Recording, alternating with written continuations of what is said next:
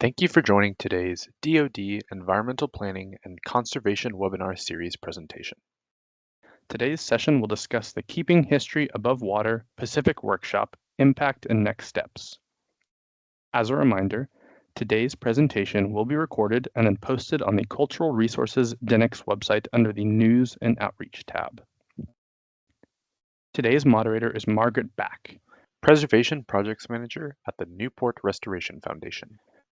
Joining her will be our panelists, Stanton Inamoto, Senior Program Director at the Department of the Interior, Office of Native Hawaiian Relations, Greg Nakano, Climate Security Advisor at the Kwajalein Atoll Sustainability Laboratory, and Catherine Plimpton, Senior Cultural Resource Advisor at the Office of the Deputy Assistant Secretary of Defense, Environmental Management and Restoration. Following the presentation, we will have time for questions. Before we get started, please take a moment to make sure your phones and web browsers are on mute. With that, I will turn it over to Margaret. Great, thank you so much, Daniel. If you want to move it forward one.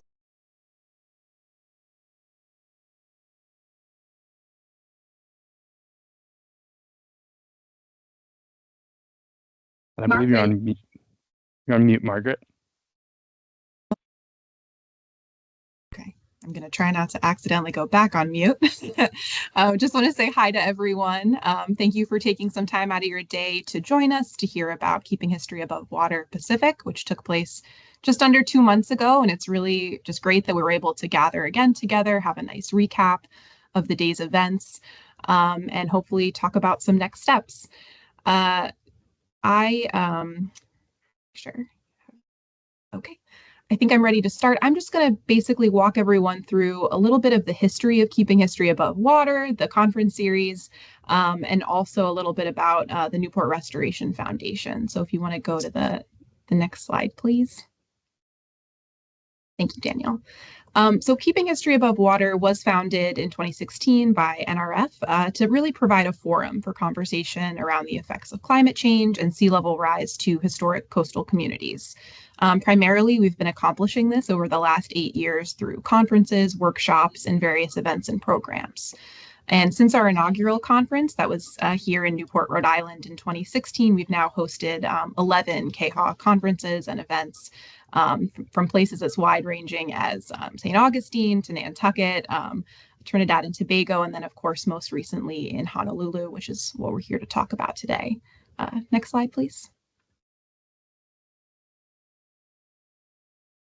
So the Newport Restoration Foundation is a nonprofit organization. We were established by philanthropist Doris Duke in 1968 to preserve the architectural and cultural heritage of historic Newport. And really the main means and methods that Doris Duke was able to accomplish this was primarily through buying and restoring over 100 18th and 19th century really vernacular homes across the city of Newport. Today, these properties are lived in, they're rented by our long-term tenant stewards, and they're maintained by a full-time preservation paint and carpentry crew. In addition to the preservation properties, we also steward 3 public sites, including Rough Point, the home of Doris Duke, and we also maintain an active trades training program. Next slide, please.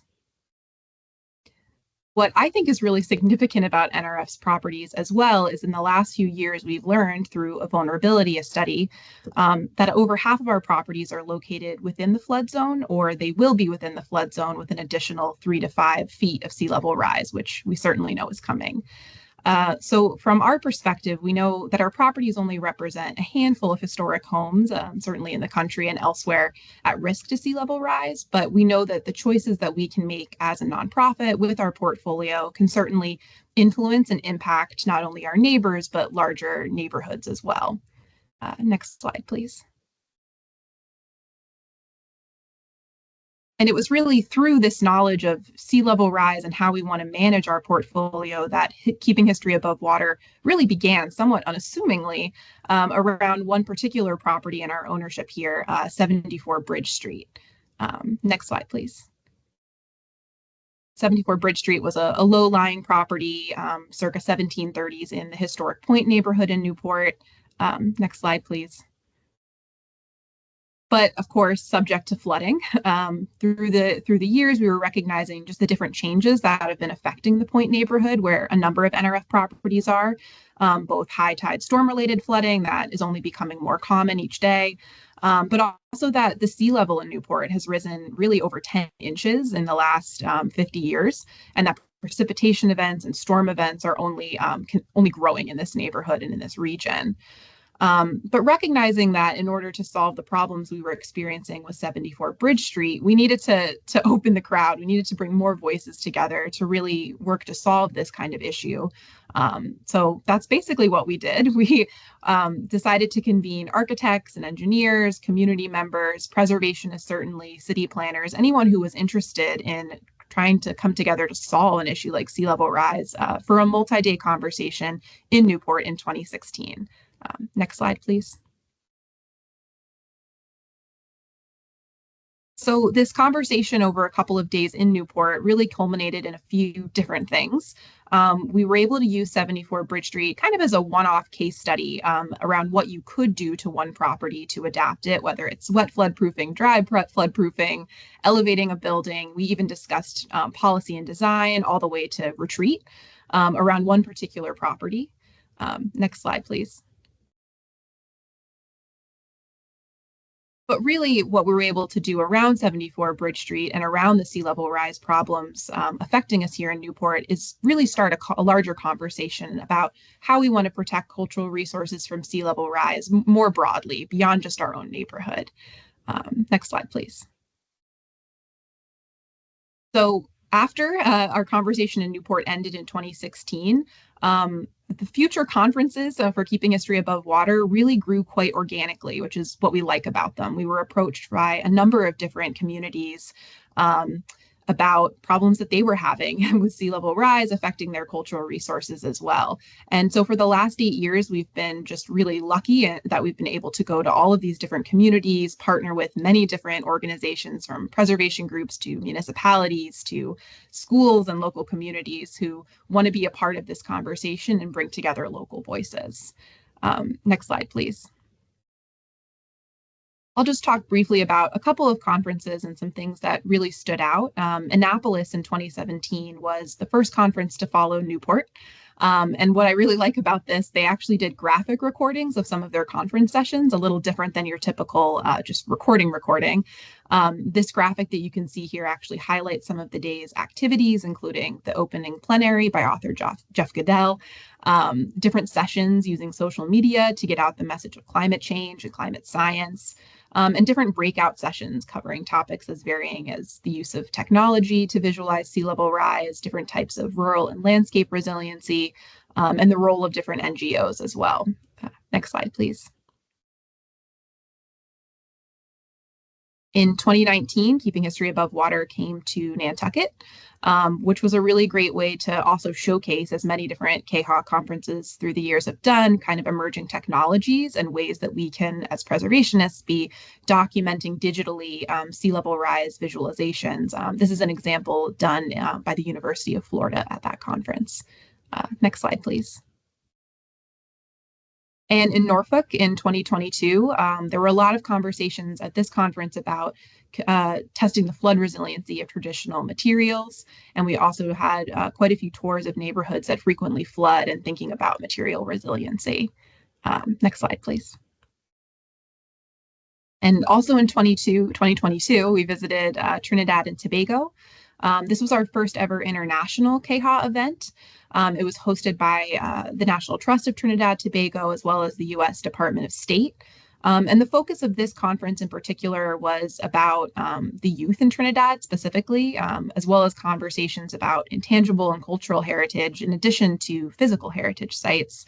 And it was our first conference that we were able to live stream, which I think was a real asset, given the physical distance that some folks from the continent weren't able to go. Next slide, please.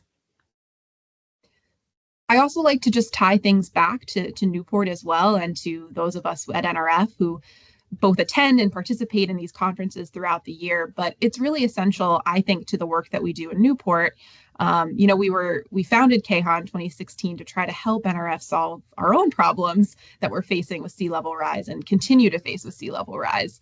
But these are not solved problems by any means. So I think continuing to go to these conferences and to share what we're working on in Newport is important to us just as much as to hear from you all about what's working in your communities. I'm just highlighting here some of our current projects. We've been partnering with the city of Newport in particular to try to find some different ways to advance preservation priorities in the city of Newport. One way we did this was just last year by partnering with the city on graphical support for elevating historic buildings in the Point neighborhood, which is something that is a current adaptation strategy that many people are employing right now today. So that's just to tell you a little bit about what we're working on here in Newport. Next slide, please. But we were really excited, of course, that we were able to partner with the DoD to bring and kind of build the conversations about how we wanted to bring keeping history above water to the Pacific region and to Hawaii and Honolulu. We had interest from local stakeholders. Greg, I'm highlighting you. You were one of those early stakeholders who reached out and were really interested in bringing the keeping history above water discussions to Honolulu. But we were also really glad that we could partner with the DoD as an institution who has the capacity and the resources and the willpower to want to plan and manage a workshop, which we know takes a lot of effort. We also know the DoD, of course, has such a strong presence in Hawaii and in the Pacific. And so having them not only as someone, maybe a one-off speaker at the event, but really hosting the event and being able to help select those voices and to provide conversations was really important, I think, to this conference, this workshop as well. So again, alongside more traditional architectural-based solutions that past Keeping History Above Water events and workshops focus on, we were really excited that the Pacific conversation could really include more of a focus on land management practices, cultural landscapes, and certainly intangible heritage, thinking about how we can plan for the potential loss of customs and knowledge and language moving forward. And again, having a really diverse background of speakers, both from the government, from the military, and from nonprofit, we knew would be essential to this. Next slide, please. I'll also say that one of the timing of this was also very important to us. The KHAW Pacific workshop was really a precursor to the Kwajalein Atoll Sustainability Laboratory, CASTLE, which I know Greg's going to be talking about later, hopefully a little bit, and some of the emerging technologies they were highlighting. We felt that KHAW was a really nice balance to the conversations that CASTLE would be having. And also the Festival of the Pacific was going on at the exact same time, FestPac, bringing together thousands of people from the Pacific Islands and elsewhere in the region to be celebrating culture. And so being able to bring Keeping History Above Water Pacific to Honolulu at the same time as these other events was really perfect timing. It was also a great way to bring more diverse speakers, not only from the United States, but also from the Pacific Islands. And I really applaud the DoD in their work to make sure there really was a diverse bracket of speakers included. That took a lot of outreach. But the format itself was a free workshop. We had over 100 attendees, which was really excellent. And again, there was a really strong focus on collaboration and community-led discussion. In all of the sessions, we made sure that there were opportunities for questions and for feedback, as well as for case studies, which I think led to a really robust conversation. Next slide. And again, I'm not going to talk through the whole day of sessions. You can go online and watch the sessions yourselves. You can look through the program at the historyabove.water.org if you're curious.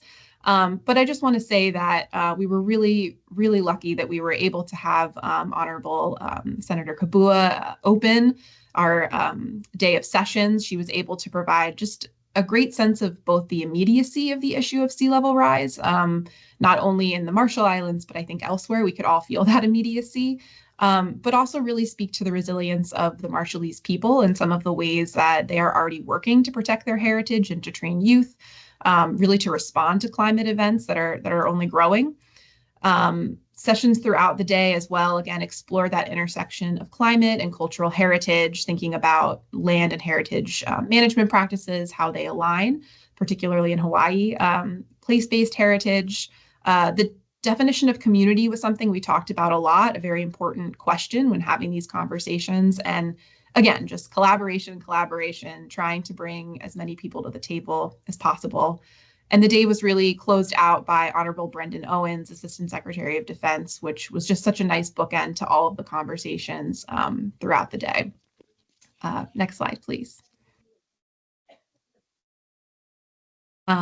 On either end of the conference workshop day itself, we also had free tours. The first was to Shangri-La Museum of Islamic Art, really an excellent sister organization to where I work with the Newport Restoration Foundation, to learn more about the cultural practice that they're doing there.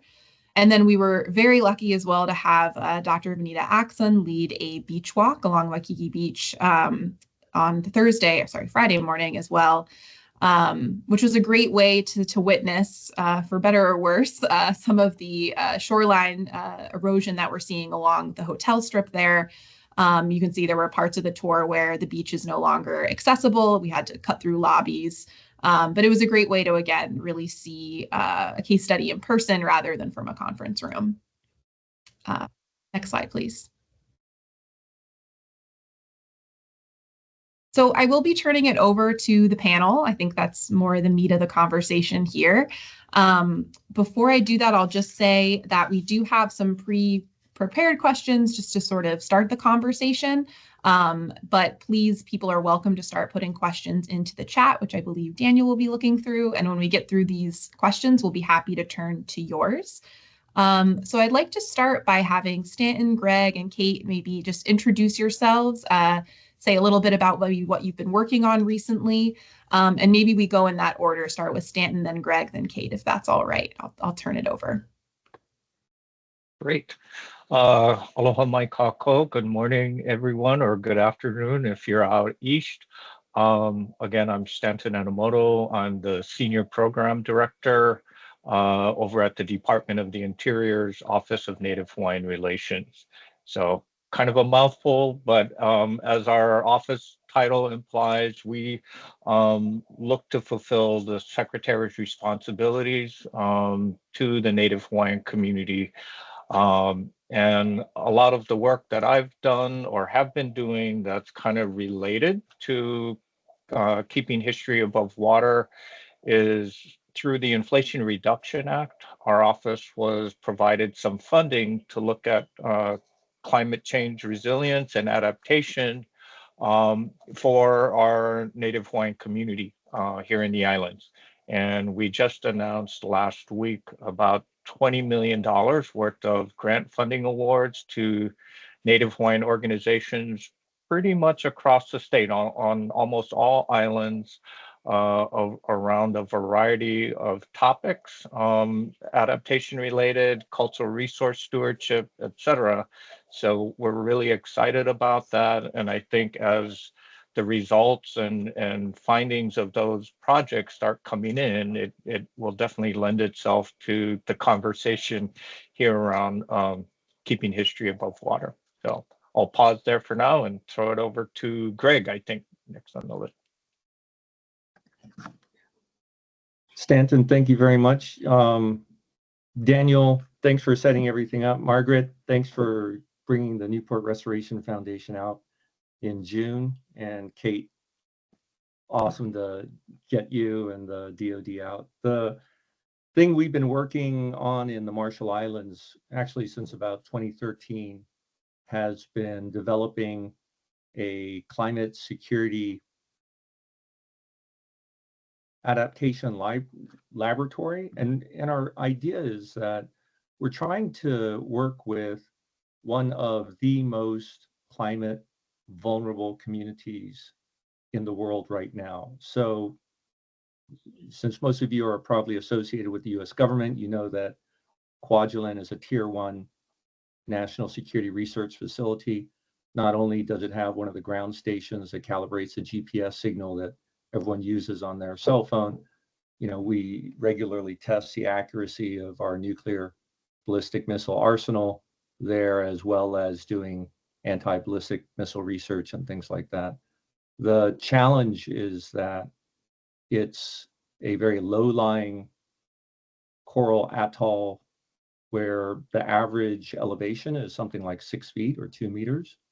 And the DoD went in recently and they noted that because of overwash events like you saw in 20 January in Roy Namor, one of the monitoring stations, the Marshallese will actually lose their freshwater lens that sits above the saltwater anywhere between 2035 and 2065. So worst case scenario, Thwaites Glacier popping off and everything going badly.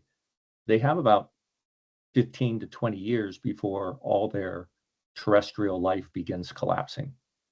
So went out there in about 2016, started working with CalGov, Kwajalein Atoll government, and we started actually trying to help American students, cadets, and midshipmen get a preview of what climate change impacts on national security would look like, so that when they are captains, admirals, generals, colonels, that they'd be familiar with the transdisciplinary complexity of the challenges. But after the first year, we ended up working closely with the Marshallese high school students that were doing a summer camp, and we rapidly pivoted to trying to figure out how we help Marshallese, next generation leaders, live a better life immediately. What can we do that's going to improve their quality of life? They regularly go through power outages. They don't have good internet. They don't have indoor plumbing.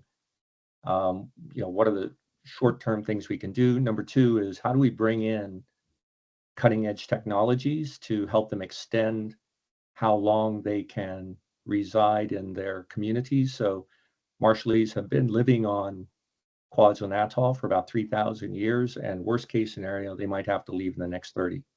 And then the last one was really trying to develop American Marshallese partnerships that are going to empower and prepare their last generation of Marshallese so that they're able not only to survive, but to thrive when they have to migrate to Honolulu, Springdale, Arkansas, Spokane, wherever they have to be within the next generation. And that's why in 2020, we reached out to KHAW, or the Newport Restoration Foundation, started the conversation about how do we bring KHAW to the Pacific, and through the preservation of physical structures, also begin a discussion about intangible history and culture, and things like literally like basket weaving, right? Or how you're preserving different foods and different cultural practices that the Marshallese are going to lose in the diaspora in the next 20 to 30 years. And so we were lucky to work with KHAW and Kate in June. And I'm also very lucky that Senator Kitlan Kabua, who's the youngest female senator inside the Marshallese Nitagela, their national congress, was able to help lead the event and then take those lessons learned from June and then subsequently lead a Women, Peace, and Security initiative inside Kwajalein later in July. That was a follow-on to the KHAW event. So thank you. So happy to be here and really look forward to continuing the conversation with everyone who joined on this webinar. Please let me know if you can't hear me, guys. Sometimes my audio goes out. You know how that is. Really excited to be here with these two lovely gentlemen and Margaret, who's fantastic. Rather than introduce myself too much, I'm going to talk a little bit about OSD. So I'm Kate Plimpton. I'm the Senior Cultural Resource Advisor right now at OSD.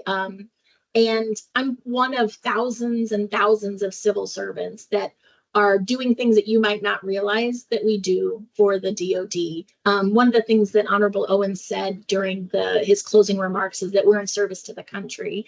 And I don't think until I started to work for the DoD, I really understood what that meant to folks that are in this job. And so these are dedicated professionals, folks who are looking at some of the most difficult, most complex problems and really trying to come up with solutions. So we've got scientists, climate experts, folks looking at sustainability, building materials, carbon emissions, electrifying America, We've got folks at the Army War College, at the Office of Naval Research, at the Center of Excellence in Disaster Management.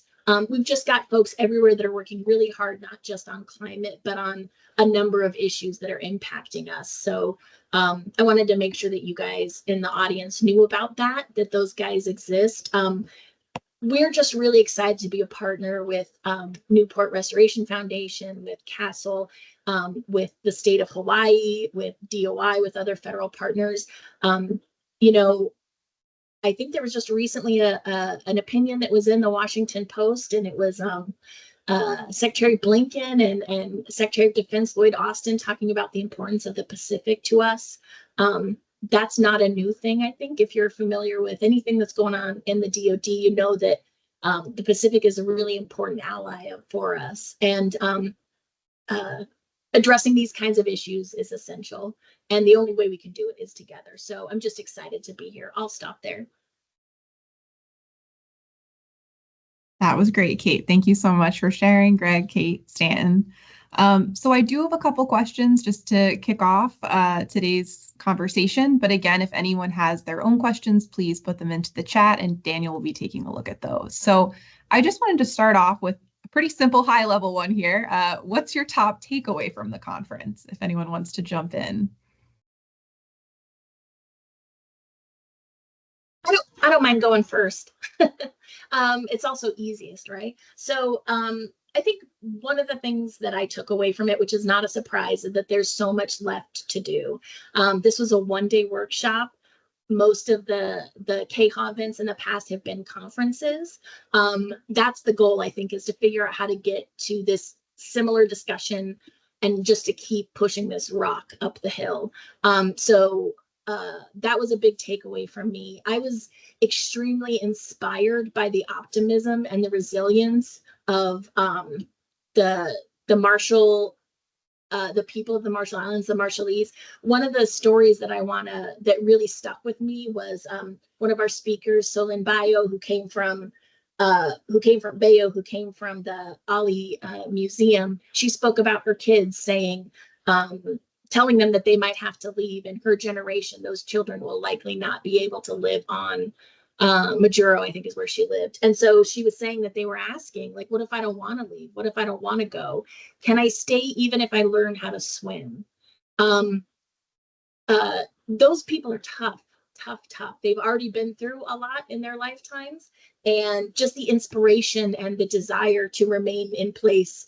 It was just really wonderful.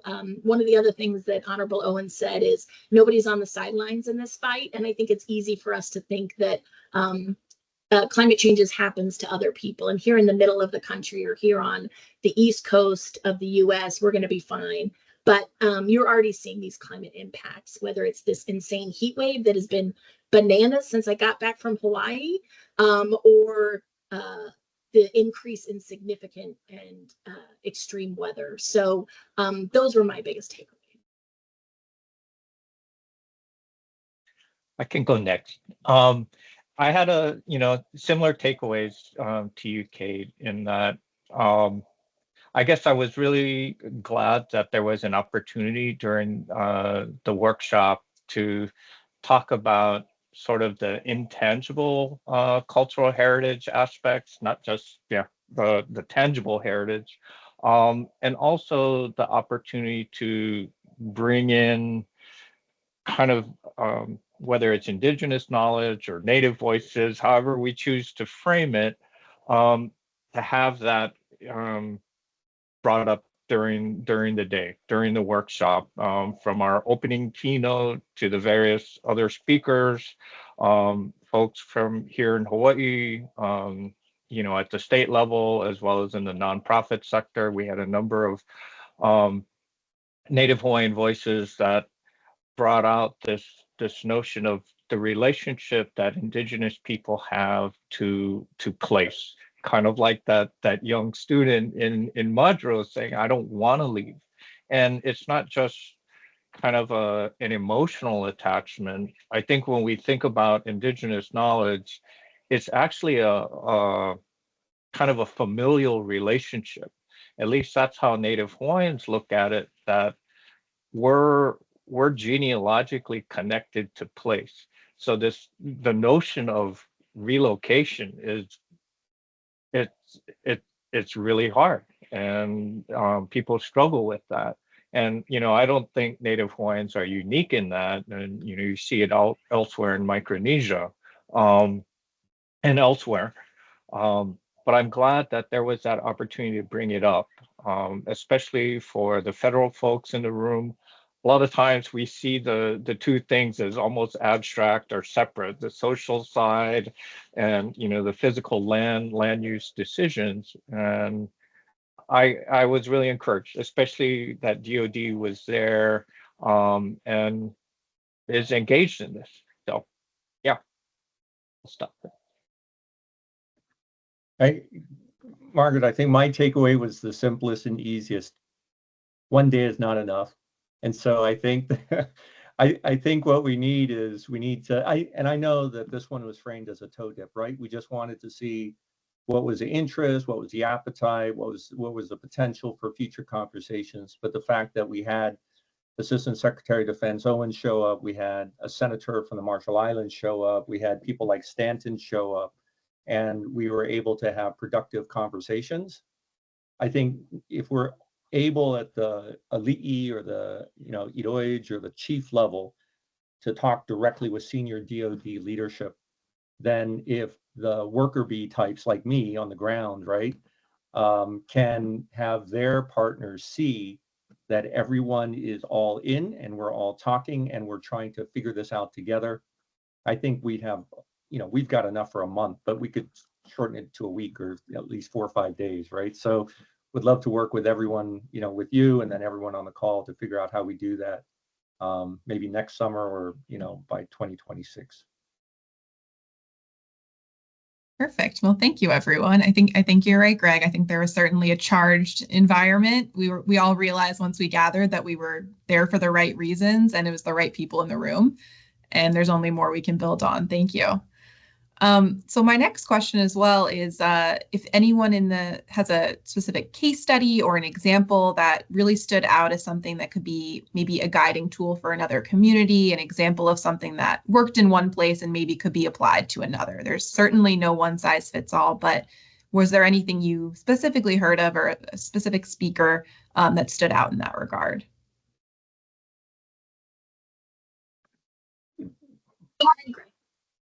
It's cheating because this is our entire raison d'etre, right? So the fact that, Kwajalein Senator Kitlang Kabua personally came, that was a heavy lift, right? And so she is one of the traditional leaders. She's part of the Paramount Chief's family, and I think it's her uncle actually is the Paramount Chief, right? So for her to personally show up and to participate in a DoD funded event like this and take such an active role is putting herself out there, right? And so what I would love to see is how that example of her personally showing up maybe inspire some of the other, traditional indigenous leaders who were at FESPAC, maybe to walk across the road, reach across the aisle, whatever, and then maybe later we can continue to have more indigenous leadership sharing their knowledge and help the DoD. It's a learning opportunity because DoD is now asking for assistance, whereas before they never really did a lot of listening. Sorry, Kate. You do. I mean, that's it. But I'm saying, before your office was there and, they kind of just went in and did things, and now they're starting to ask. And I think that's awesome. Totally right. I mean, I think, there's always been great folks at the DoD who get it, but those aren't always the folks that get to lead sometimes. So we all know how that goes. For me, one of the things there was a lot that I took away from. One of them was just the case study that you presented, Greg, looking at Ebi Island and the loss of their freshwater lands. That obviously was, I think, eye-opening to a lot of people who did not realize that's like a 10 years out. That's in our lifetimes, everyone on this call's lifetime. So that's crazy fast. And so I thought that was great. But the thing I think that I want to share the most is something that Kevin Chang said.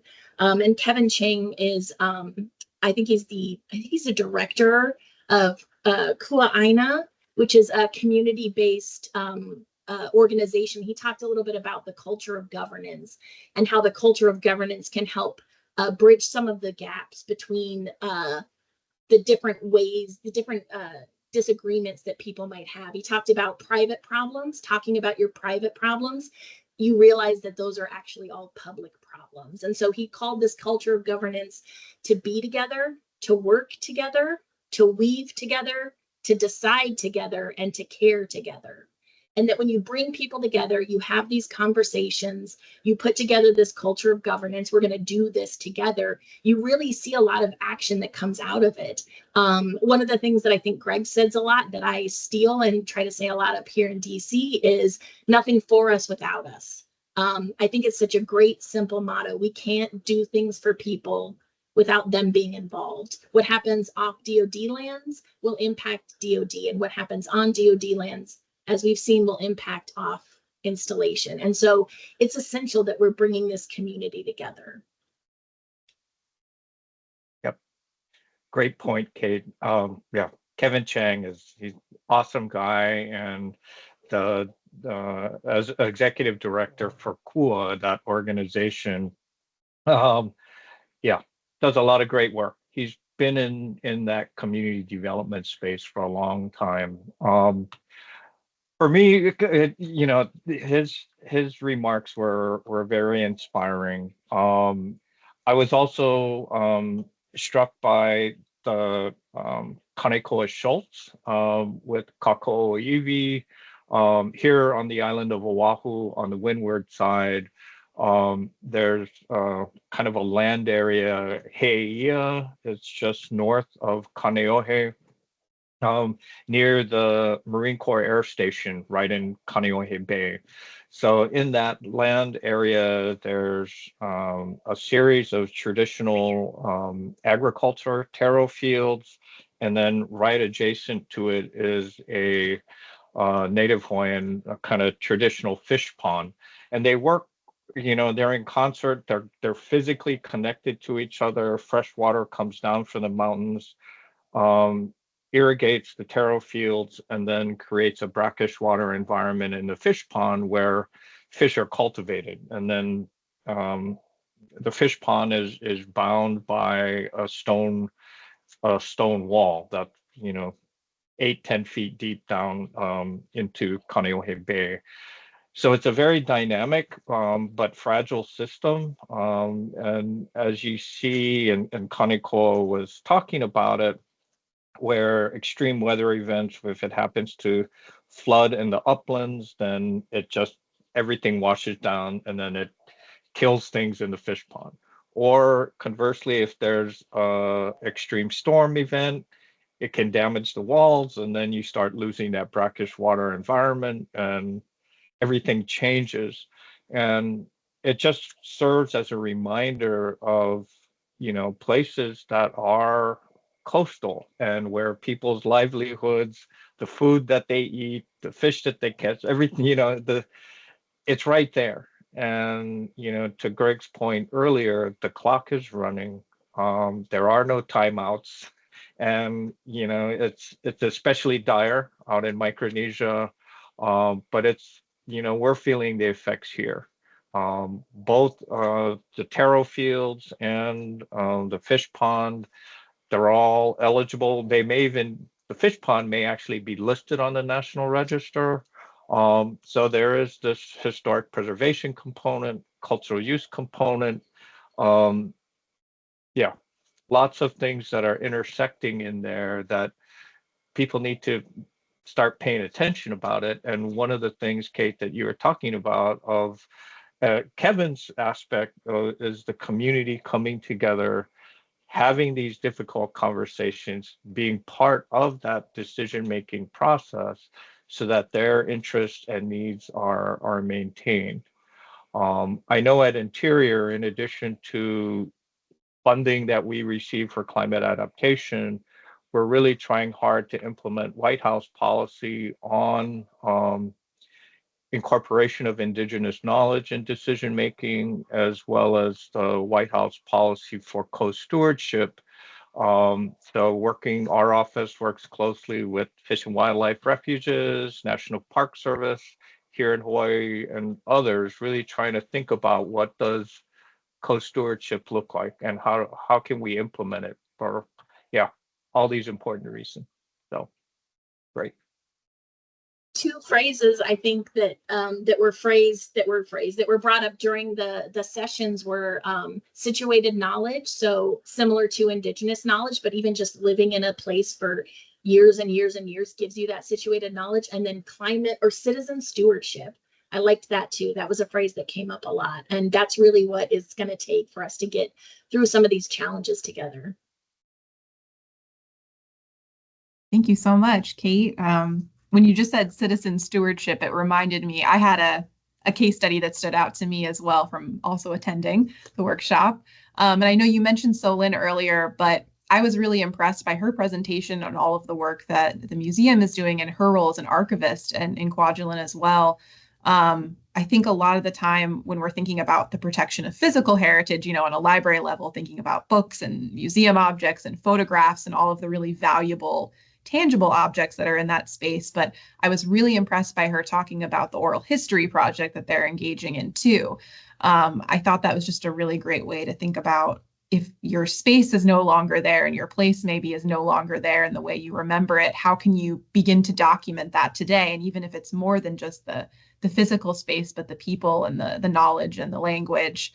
I thought that was a great tool that I'd love to see applied at future conferences and events. So I'll keep us moving forward to the next question, which is who have you connected with since KHAW? And I'll also say, if not so many, maybe now who do you want to connect with since KHAW has happened? Well, I have a list of like 7 people. First of all, the folks on this call, absolutely. Greg at Castle, Stanton at DOI. Obviously, those are going to be huge partners. Castle's already a big partner of ours, but it's only going to grow with this conversation, I think. Who else have I mean, I've reached out to, I think we have folks that are going out to Hawaii for a site visit, and they're going to meet with someone who came out and took us out on a site visit while we were there. So we've got other folks in OSD who are going to go and do stuff like that, which I think is great. I mean, so many people in the audience that aren't even speakers, but that you just got a chance to talk to. Yeah, so I don't know if that's helpful at all. Yeah, for me, it's similar, Kate. I think prior to the KHAW event, maybe we had one meeting or something. So anyway, for me, it's definitely encouraging and a pleasure to meet you and understand the work that your office is doing and seeing opportunities for greater synergies with DoD and DOI in the future. So that's super exciting.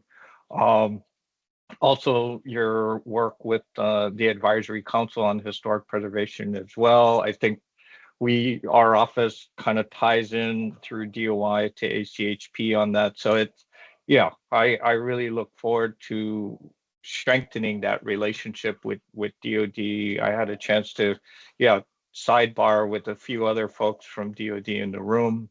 But yeah, I mean, it was a great networking opportunity, even though I was only there for a portion of that day.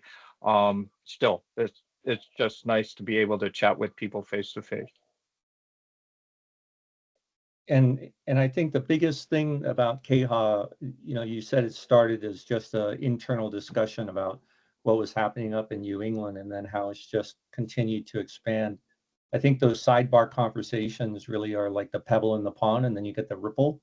So, you know, the personal example we have is we were able to get Senator Kitlan Kabua there, and then at the meeting, she was able to meet with Colonel Brad Hughes with the 351st Civil Affairs Command, and also with Sharon Feist, who's the PACOM Women, Peace, and Security Director.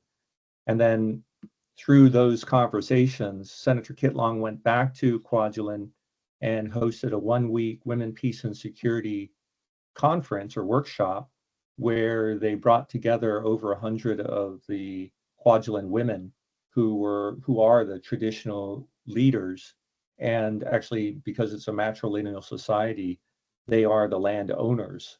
So week-long conversation between all the women, and this is the first time they got together, but it was all under the leadership of Senator Kitlong, and cultural preservation. This was unprompted.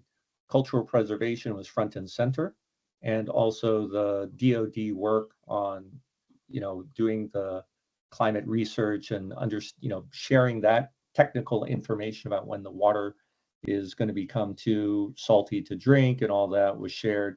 And so, I give full credit to Kate and, KHAW for putting that opportunity together that now is having a ripple effect that's going to continue to hopefully build bridges between DoD and the local indigenous leaders.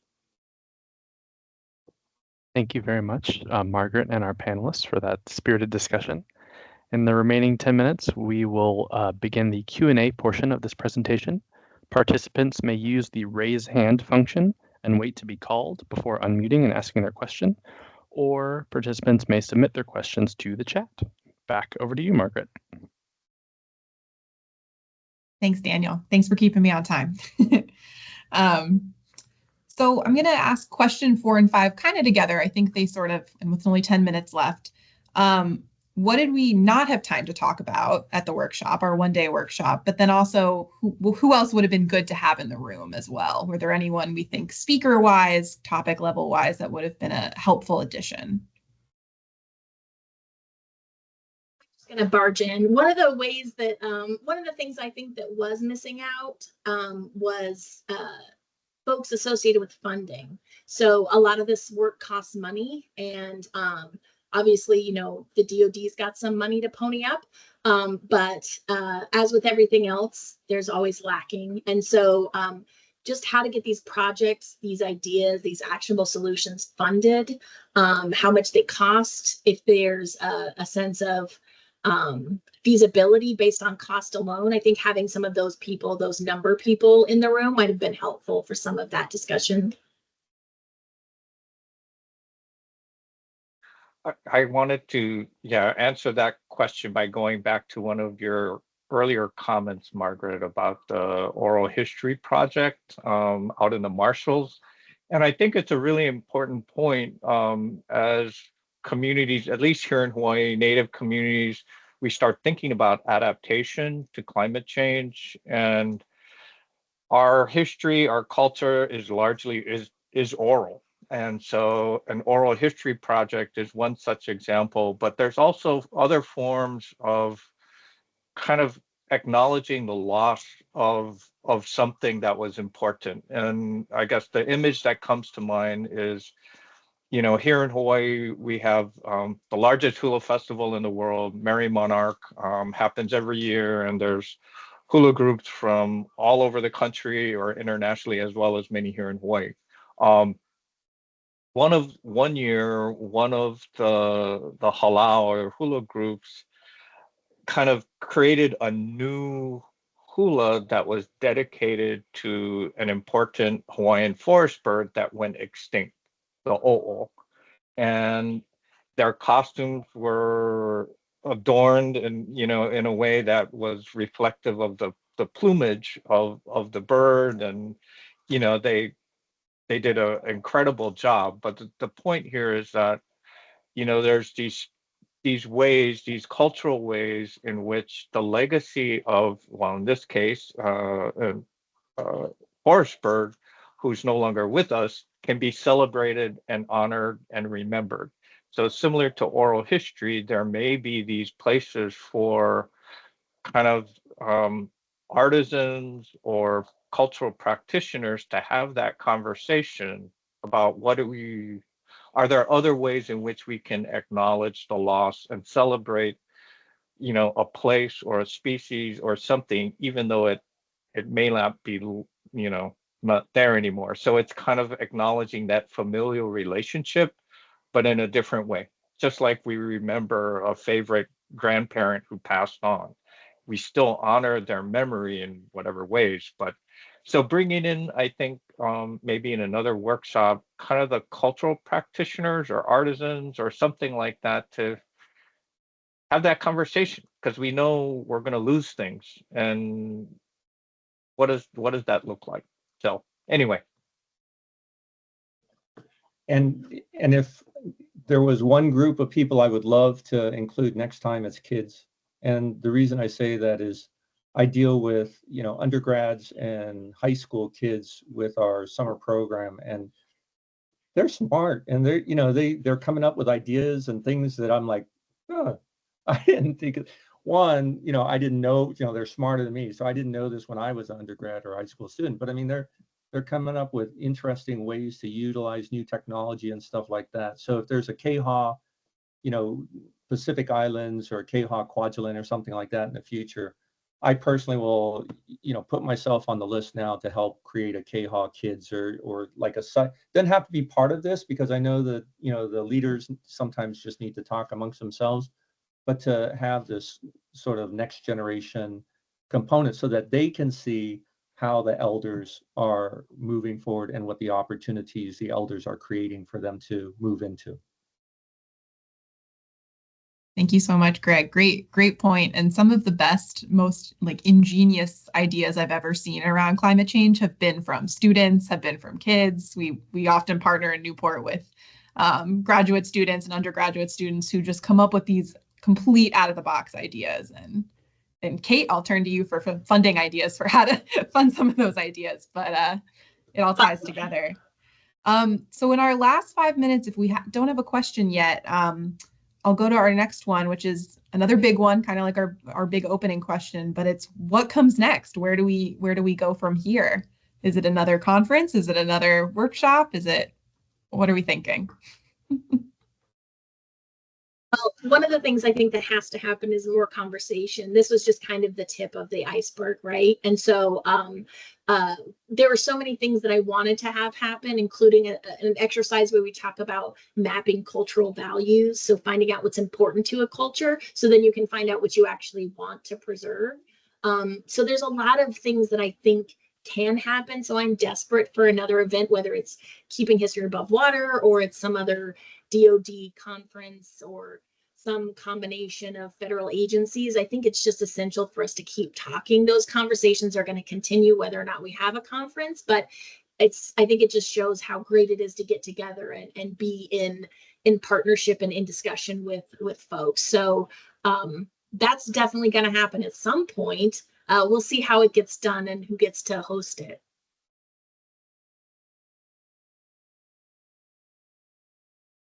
I would certainly echo that, Kate. It'd be, the need is there. And I've been working on climate change issues for quite a while now. And for, being in this space, I feel like I'm repeating myself a lot of times at conferences. But the reality is that there's so many new people coming into it.